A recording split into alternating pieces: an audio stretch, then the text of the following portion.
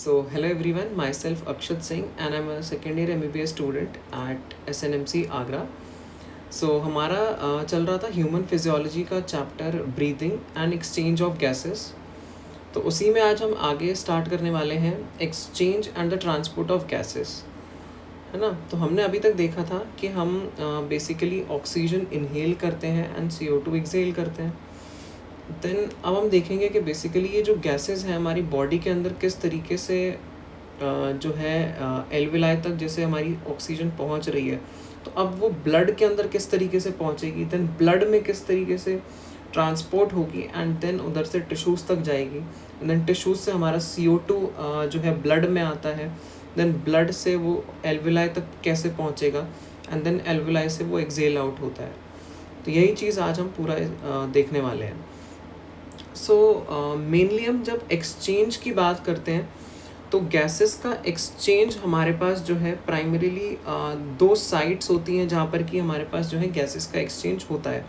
पहला हमारे पास गैसेस का एक्सचेंज होगा एट द एल्वुलर साइट पे, ठीक है, एल्वुलाई पे, जहाँ पर कि हमारे पास ऑक्सीजन जो है वो एल्वुलाई से जाती है into the blood and blood से एल्वुलाई में हमारे पास बेसिकली CO2 आती है, ठीक है.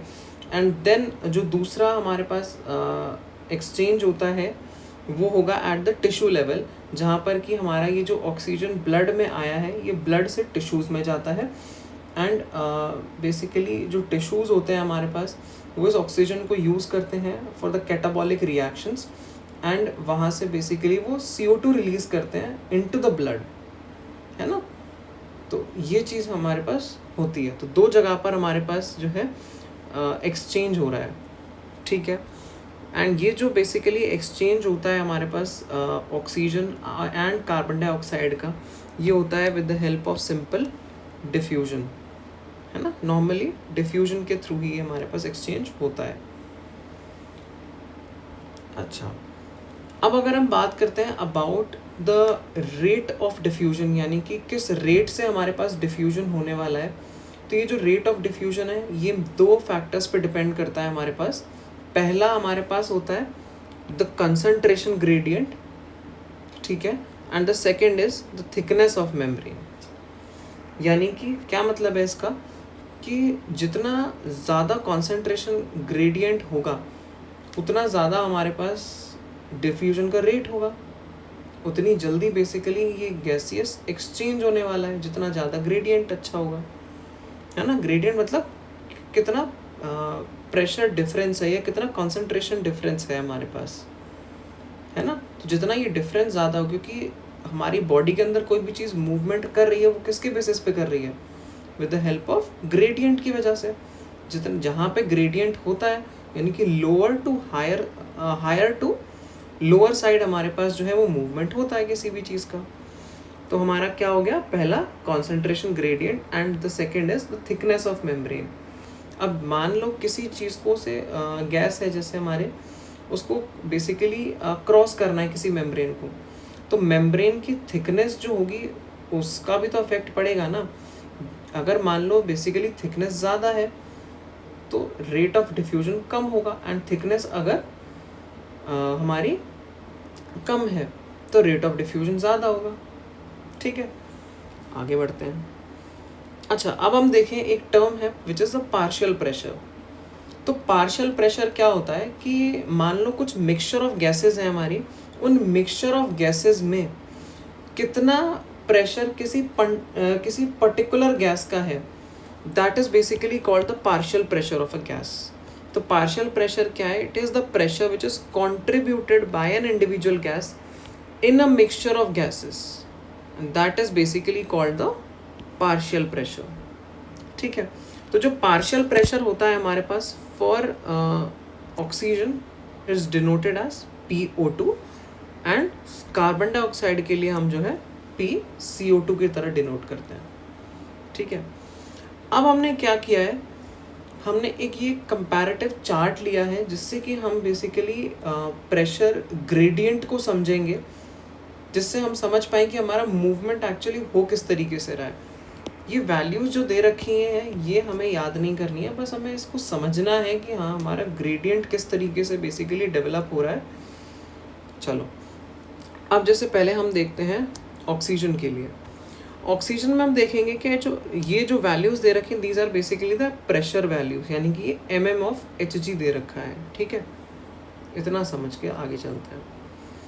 अब हमारा हमने देखा कि एटमॉस्फेरिक प्रेशर जो है 159 है। एल्विलाई का जो प्रेशर है, एल्विलाई में जो ऑक्सीजन का प्रेशर दे रखा है, पार्शियल प्रेशर दे रखा है, दैट इज़ 104, यानी कि यहाँ पर प्रेशर कम है। तो मूवमेंट कहाँ होगा, एटमॉस्फेयर से हमारे पास ऑक्सीजन कहाँ आएगी, एल्विलाई में जाएगी, ठीक है। अब वहाँ पे बेसिकली होगा एल्विलाई से क्या होगी, कैपिलरीज होंगी वहाँ पे, उनमें क्या होगा, डीऑक्सीजनेटेड ब्लड होगा। अब उन डीऑक्सीजनेटेड ब्लड का जो पार्शियल प्रेशर है, देख पा रहे हो बहुत डिफरेंस है, पार्शियल प्रेशर कम है इसका एंड एल्विलाई में ज़्यादा है। तो ऑक्सीजन कहाँ जाएगी, ऑब्वियसली हमारे पास इनटू द डीऑक्सीजनेटेड ब्लड, यानी कि ब्लड में हमारे पास जो है वो ऑक्सीजन पहुंच गई। अब ये जो ब्लड में ऑक्सीजन पहुंची है, इसकी वजह से जो ब्लड में जो ऑक्सीजन का पार्शियल प्रेशर है वो कितना हो गया, बढ़ गया, 95 हो गया, ठीक है। और टिश्यूज़ में हमारे पास जो है प्रेशर कम होगा, टिश्यूज़ में कम होगा। तो ये बेसिकली ब्लड से जो है ऑक्सीजन कहाँ जाएगी, टिश्यूज़ में जाएगी। इसी का उल्टा ग्रेडियंट होता है हमारे पास कार्बन डाइऑक्साइड के लिए, है ना। टिश्यूज़ में कार्बन डाइऑक्साइड कितनी है, क्योंकि कार्बन डाइऑक्साइड टिश्यूज़ में ही बन रही है, क्योंकि ऑक्सीजन बेसिकली टिश्यूज़ ने लिया और कैटाबॉलिक रिएक्शन परफॉर्म करे एंड उस कैटाबॉलिक रिएक्शन की वजह से वहाँ पे CO2 प्रोड्यूस होती है। तो CO2 प्रोड्यूस हो रही है तो पार्शियल प्रेशर CO2 का ज़्यादा होगा टिश्यूज़ में एंड ऑक्सीजनेटेड ब्लड ऑक्सीजनेटेड है, वो जो लेकर क्या है उसमें कम है। तो ब्लड में बेसिकली यहाँ से जो है जो CO2 है वो चली जाएगी। देन ब्लड से बेसिकली हमारे पास देखेंगे जिसकी वजह से जो ब्लड का पार्शियल प्रेशर, ब्लड में जो CO2 का पार्शियल प्रेशर होगा वो इंक्रीज़ हो जाएगा एंड हमारे पास एल्विलाई में उसका जो पार्शियल प्रेशर है CO2 का वो कम है। तो क्या होगा, एल्विलाई में जाएगा एंड एल्विलाई से देखेंगे तो हमारे पास एटमॉस्फेयर के अंदर जो पार्शियल प्रेशर होता है CO2 का वो एल्विलाई से कम है। तो क्या होगा, एल्विलाई से एटमॉस्फेयर में बेसिकली CO2 रिलीज आउट हो जाती है। तो यही बेसिकली अपना पूरा ग्रेडियंट है। इसी तरीके से जो है वो मूवमेंट होता है गैसेस का, ठीक है। तो अब एक्चुअल में हो किस तरीके से रहा है इसका ट्रांसपोर्ट, उस चीज़ की बात करेंगे, ठीक है। तो उससे ट्रांसपोर्ट से पहले हमने बात करी अबाउट डिफ्यूजन के थ्रू होता है ये मूवमेंट, ठीक है। 2 जगहों पर होता है, 2 साइट है मतलब डिफ्यूजन की, पहला एल्विलाई पे और दूसरा टिश्यू लेवल पे। अब बेसिकली हम देखेंगे अबाउट द डिफ्यूजन मेम्ब्रेन, ठीक है। तो ये जो डिफ्यूजन होता है हमारे पास हमारा किसके थ्रू हो रहा है, एल्विलाई के थ्रू हो रहा है। Let's see this diagram first. देखो एल्विलाई के थ्रू होना है, ये एल्विलाई है अपना, ठीक, ये एल्विलाई है and this is basically the blood capillary, ठीक है। अब एल्विलाई की ये जो है क्या है, लाइनिंग है, एपिथेलियम है। एल्विलाई किससे लाइन करता है, एपिथेलियम है ना। तो ये हो गया एल्विलाई का पहला स्क्वामस एपिथेलियम जिसको इसे क्रॉस करना है। दूसरा उसके नीचे होती है उसकी बेसमेंट मेम्ब्रेन, ठीक है। एंड तीसरा देन जो कैपिलरी है हमारे पास, ब्लड कैपिलरी, उसकी लाइनिंग होती है which is called the endothelium. तो 3 चीज़ें हमारे पास हो जाती हैं जिसको कि क्रॉस करना है गैसेस को ड्यूरिंग द एक्सचेंज, ठीक है। पहला हमारे पास हमने क्या देखा, the squamous epithelium of the alveolar cavity and दूसरा हमारे पास है ये endothelium of the blood capillaries and उन दोनों के बीच में आ जाता है हमारे पास बेसमेंट मेम्ब्रेन, ठीक है। तो यही चीज़ हमने बोली है कि जो हमारे पास डिफ्यूजन मेम्ब्रेन होती है ये मेनली 3 चीज़ों से मिलकर के बनी हुई है, that is the thin squamous epithelium of alveoli, then उसके नीचे उसकी basement membrane and the third is the endothelium of the alveolar capillaries or the blood capillaries. ठीक है, so this is about the diffusion membrane. जी है.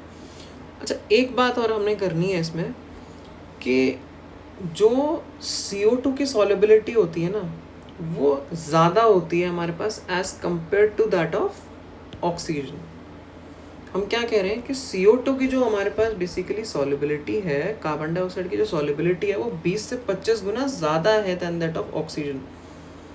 तो इसका मतलब क्या है, इससे क्या हम बेसिकली समझ सकते हैं. तो सीधी बात इससे ये है कि जो हमारे पास ग्रेडियंट है, यानी कि जो प्रेशर डिफरेंस है, अगर वो बहुत कम भी है, बहुत मतलब बहुत कम प्रेशर ग्रेडियंट चाहिए CO2 को to exchange the basically, अच्छा ऐसा समझ लेते हैं कि जो इसको एक्सचेंज करना है गैस, ये एक्सचेंज जो होना है CO2 का, उसमें बेसिकली बहुत कम प्रेशर डिफरेंस भी है, तो वो ज़्यादा अमाउंट ऑफ CO2 ट्रांसपोर्ट हो सकती है या डिफ्यूज़ हो सकती है.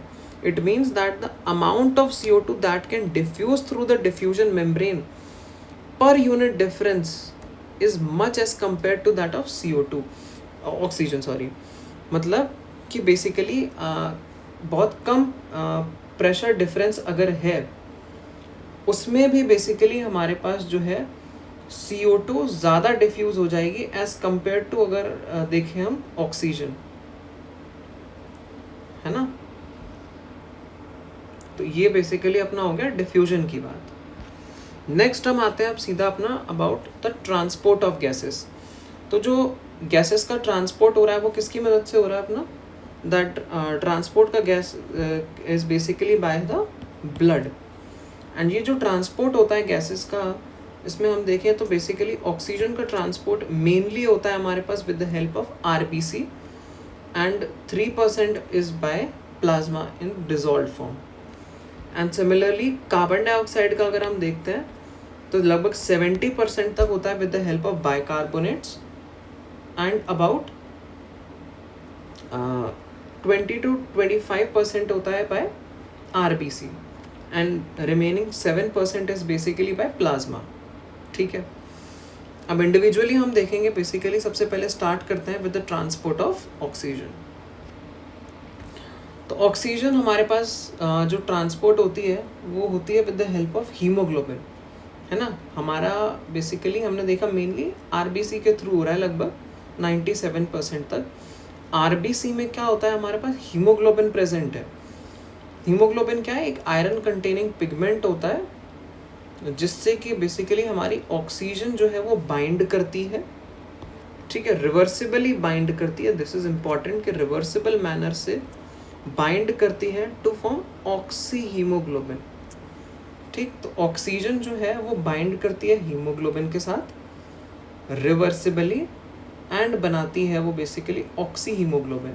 ठीक है, अब एक मॉलिक्यूल हीमोग्लोबिन का जो होता है वो 4 मॉलिक्यूल ऑक्सीजन के साथ बाइंड कर सकता है. ओके, ठीक है, ये चीज़ समझ आ गई कि ट्रांसपोर्ट ऑक्सीजन का कैसे हो रहा है. हीमोग्लोबिन के थ्रू होता है which is an iron containing pigment जो कि प्रेजेंट होता है अपना RBC में.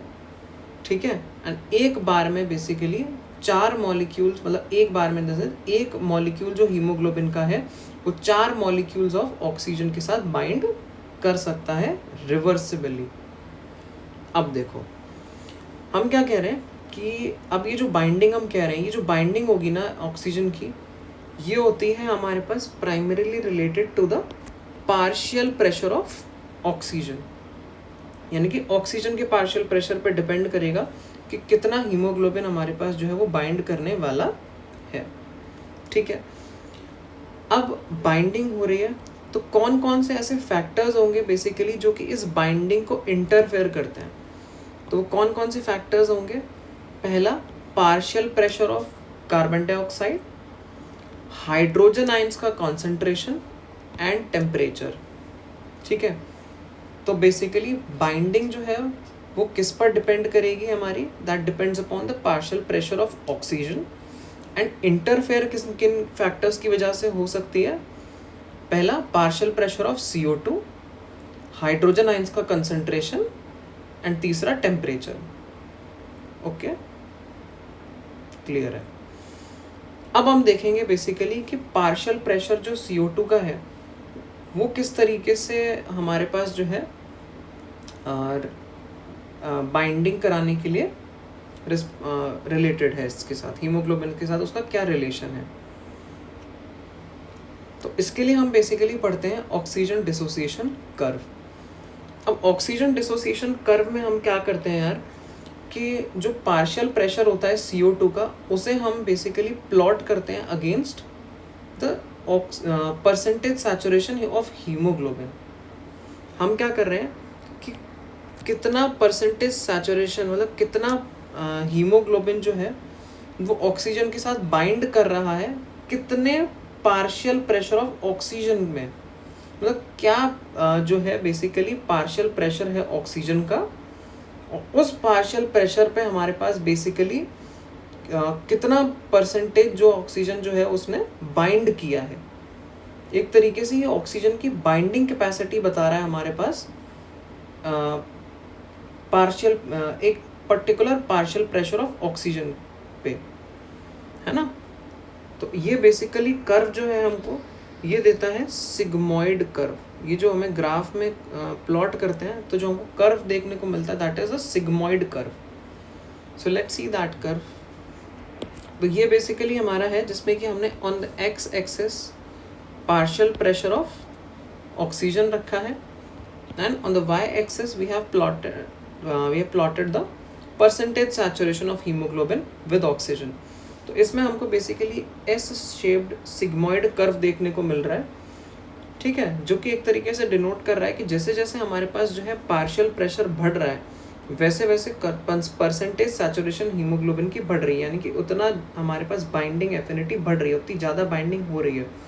लेकिन एक लिमिट के बाद अगर हम देखेंगे तो हमारे पास सैचुरेशन 100% जो है बेसिकली हो गया, यानी कि 100% ऑक्सीजन जो है वो बाइंड कर चुकी है हमारे हीमोग्लोबिन के साथ। फिर हम बेसिकली पार्शियल प्रेशर चाहे कितना भी हो वो बेसिकली एक सैचुरेशन आ चुका है, 100% सैचुरेशन आ चुका है, ठीक है। तो this is basically a sigmoid shaped curve जो कि बताता है हमें about the percentage saturation of haemoglobin, ठीक है। अब हम देखेंगे बेसिकली ये डिसोसिएशन कर्व जो है ये किस तरीके से बेसिकली चेंज होता है जब हमारे पास गैसियस एक्सचेंज हो रहा है, यानी कि एट द एल्विलाई पे, और जब मतलब हीमोग्लोबिन क्या कर रहा है, देखो एल्विलाई पे बेसिकली ऑक्सीजन से बाइंड करता है और टिश्यूज तक जब जाता है, टिश्यू पे हमारे पास ऑक्सीजन को उसको छोड़ना है, टिश्यूज तक डिलीवर करना है। तो टिश्यूज तक जैसे ही ऑक्सीजन पहुंचाएगा हमारे पास तो वहाँ पर बेसिकली इसको ऑक्सीजन को हीमोग्लोबिन के साथ डिसोसिएट होना है। तो दोनों ही चीज़ें इंपॉर्टेंट हैं बेसिकली। तो किस तरीके से बेसिकली अपना ये जो है अपना ग्राफ प्लॉट जो है हमारे पास वो आएगा वो हम देखेंगे बेसिकली अब, ठीक। अच्छा देखो एल्विलाई पे क्या हो रहा है, हमारे पास पार्शियल प्रेशर ऑक्सीजन का ज़्यादा है, ठीक है, एंड वहाँ पे बेसिकली क्या होता है CO2 का पार्शियल प्रेशर है कम, H+ का कंसंट्रेशन भी है कम और टेम्परेचर भी है लो, ठीक है। तो ये सारे फैक्टर्स हमारे पास फेवरेबल होते हैं for the association of haemoglobin with oxygen. तो वो क्या करेगा, ऑक्सी हीमोग्लोबिन बना लेगा। तो इसको सीधा सीधा हमें इस तरीके से याद कर सकते हैं कि क्या फैक्टर्स फेवरेबल हैं ऑक्सीजन की बाइंडिंग के लिए, जिससे ऑक्सी हीमोग्लोबिन का फॉर्मेशन होगा। तो क्या क्या फैक्टर्स होंगे वो, पहला हमारे पास कि पार्शियल प्रेशर ज़्यादा है ऑक्सीजन का। तो ऑक्सीजन का पार्शियल प्रेशर ज़्यादा होगा तो बाकी की जो तीनों हमने देखा था इंटरफेयरिंग फैक्टर्स जो थे, जो 3 फैक्टर्स इंटरफेयर कर रहे थे वो तीनों फैक्टर्स कम होंगे, ठीक है। तो ऑक्सीजन का पार्शियल प्रेशर ज़्यादा है तो CO2 का जो पार्शियल प्रेशर है वो कम होगा, H+ का कंसंट्रेशन कम होगा एंड टेम्परेचर भी कम होगा। ये तीनों चीज़ें होती हैं तो हम चारों चीज़ें रहेंगी, it means there will be factors are favourable for the association of oxygen with haemoglobin. तो वहाँ पे बाइंडिंग होती है ऑक्सीजन की, and binding basically causes left shift of this curve. तो बेसिकली हमारे पास क्या हो रहा है, ये नॉर्मल कर्व है हमारा, लेकिन जब एसोसिएशन होता है तो क्या होगा, ये कर्व जो है ये लेफ्ट साइड में शिफ्ट कर जाएगा। ठीक है, अच्छा, ओके, क्लियर है। अब मान लो टिश्यू लेवल पे क्या होगा, वहाँ पे बेसिकली क्या है कि जो अपना पार्शियल प्रेशर होगा ऑक्सीजन का वो है लो, एंड कंसंट्रेशन जो होगा हमारे पास बेसिकली CO2 का ज़्यादा होगा, H+ का कंसंट्रेशन ज़्यादा होगा, एंड हमारे पास टेम्परेचर भी ज़्यादा होगा, है ना। तो ये कंडीशंस जो है वो फेवरेबल होती हैं for the dissociation of this oxygen from haemoglobin. तो वहाँ पर बेसिकली ये जो ऑक्सीजन है वो डिसोसिएट कर जाता है from the oxy haemoglobin, and हमारे पास जो है ऑक्सीजन डिसोसिएट कर जाती है एंड वो चली जाती है इनटू द टिश्यूज। तो this basically leads to the shift of the curve to the right hand side, है ना। तो इस तरीके से बेसिकली अपने पास जो कर्व है वो नॉर्मल ये था, एंड हमारे पास डिसोसिएशन होगा तो बेसिकली शिफ्ट जो है वो कर्व किधर हो जाएगा, towards the right hand side. Okay, this is about the transport of oxygen. ठीक है, तो एक इम्पॉर्टेंट डाटा जो हमारे पास इससे निकल के आता है कि मान लो 100 ml ऑफ ऑक्सीजनेटेड ब्लड हमारा जा रहा है, तो उसमें कितना अमाउंट जो है वो ऑक्सीजन का डिलीवर करेगा। तो 100 ml ऑफ ऑक्सीजनेटेड ब्लड में हमारे पास 5 ml ऑफ ऑक्सीजन जो है वो जाती है हमारे पास to the tissues under normal physiological conditions. ठीक, नेक्स्ट आता है basically about the transport of carbon dioxide. तो कार्बन डाइऑक्साइड का जो ट्रांसपोर्टेशन है वो मेनली होता है with the help of bicarbonates के फॉर्म में, है ना। लगभग 70% जो है वो बाइकार्बोनेट्स की मदद से होता है, एंड द रेस्ट 20 to 25% जो है वो RBC की मदद से होगा in the form of carb amino haemoglobin. ठीक है, and the remaining 7% is basically plasma से होता है in the dissolved form. Mainly हमको जो देखना है वो बाइकार्बोनेट्स ही देखने हैं। इसमें हमारा सिमिलर वही है कार्ब अमीनो हीमोग्लोबिन का जो फॉर्मेशन है कि टिश्यू पे क्या होता है हमारे पास कि पार्शियल प्रेशर जो है CO2 का ज़्यादा है। तो CO2 का जब पार्शियल प्रेशर ज़्यादा होगा वहाँ पे, तो हीमोग्लोबिन किससे बाइंड करेगा, ऑब्वियसली कार्बन डाइऑक्साइड से बाइंड करेगा। और हमने ऐसा देखा भी है कि जो सॉल्युबिलिटी होती है कार्बन डाइऑक्साइड की वो ज़्यादा होती है ऑक्सीजन से, है ना। और यहाँ तो ऑलरेडी हमारे पास जो है वो पार्शियल प्रेशर है ही CO2 का ज़्यादा, तो CO2 का पार्शियल प्रेशर है ज़्यादा, तो क्या होगा हमारे पास बाइंडिंग होगी CO2 की with the haemoglobin to form carb amino haemoglobin. ठीक है, तो यहाँ पे बाइंड कर गया, एंड हमारे पास बेसिकली जब ये पहुँचेगा एल्विलाई पे, तो एल्विलाई पे क्या होता है हमारे पास कि पार्शियल प्रेशर हमारे पास जो है CO2 का कम हो चुका होगा, एंड ऑक्सीजन का पार्शियल प्रेशर एल्विलाई में ज़्यादा है। तो बेसिकली ये डिसोसिएशन हो जाएगा CO2 का यहाँ पे। तो CO2 जो है वो हीमोग्लोबिन के साथ डिसोसिएट कर जाएगी, एंड हमारे पास जो है वो CO2 रिलीज आउट हो जाती है इनटू द एल्विलाई। ठीक है, ये बेसिक हो गया हमारे पास अबाउट कि RBC के थ्रू किस तरीके से हमारे पास जो है वो डिसोसिएशन मतलब ट्रांसपोर्ट हो रहा है कार्बन डाइऑक्साइड का। मेन हमें जो देखना है that is the transport with the help of bicarbonates. बहुत ईजी है ये भी। देखो हमारे पास क्या हो रहा है कि टिश्यू में CO2 बनी, अब वो टिश्यू से CO2 क्या करती है, डिफ्यूज आउट करती है इनटू द ब्लड। ब्लड में क्या होता है हमारे पास RBC प्रेजेंट है। अब RBC में एक इम्पॉर्टेंट चीज़ जो हमें ध्यान रखनी है कि एक एंजाइम होता है विच इज़ कार्बोनिक एनहाइड्रेस। तो RBC में हमारे पास जो है कार्बोनिक एनहाइड्रेस होता है। इसी कार्बोनिक एनहाइड्रेस की मदद से हमारे पास जो है अब इसका ट्रांसपोर्ट होने वाला है। देखो टिश्यू पे क्या हुआ हमारे पास, टिश्यू साइड पे हमारे पास CO2 रिलीज हुआ, आया ब्लड में, ब्लड से गया आरबीसी में। अब जब आरबीसी में जाता है तो बेसिकली CO2 किसके साथ, वाटर के साथ बाइंड करके या कंबाइन करके क्या करेगा, कार्बोनिक एसिड बना देगा H2CO3 in the presence of this enzyme which is carbonic anhydrase. ठीक है, फर्दर कार्बोनिक एनहाइड्रेस की प्रेजेंस में ये क्या करेगा, डिसोसिएट कर जाएगा इनटू बाइकार्बोनेट एंड H+ में। ठीक, तो बाइकार्बोनेट और H+ में डिसोसिएट कर गया। ये हो रहा है बेसिकली हमारे पास टिश्यू साइट पे, जहाँ पर कि पार्शियल प्रेशर CO2 का ज़्यादा होता है। ठीक है, एंड ये बाइकार्बोनेट के फॉर्म में आकर के हमारे पास जो है ब्लड में ट्रैवल करता है एंड देन हमारे पास आ जाएगा एट द, जैसे ही एल्वेलाई पर क्या होता है कि हमारे पास CO2 का पार्शियल प्रेशर है कम। अब CO2 का पार्शियल प्रेशर कम होगा तो वहाँ पर बेसिकली रिएक्शन जो है ये ऑपोजिट डायरेक्शन में प्रोसीड कर जाएगी, जिसकी वजह से हमारे पास जो है एल्वेलाई पर आकर CO2 बन जाती है एंड CO2 जो है बेसिकली हमारे पास बॉडी से एक्सेल आउट हम कर देते हैं।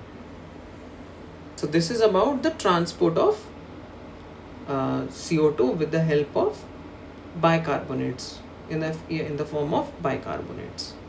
ठीक है, अब 100 ml जो डीऑक्सीजनेटेड ब्लड हमारा आ रहा है टिश्यूज से एल्वेलाई तक, वो लगभग 4 ml CO2 लेकर के आता है to the alveoli. Okay, so इतना ही है यार हमारे पास about the exchange and the transport of gases.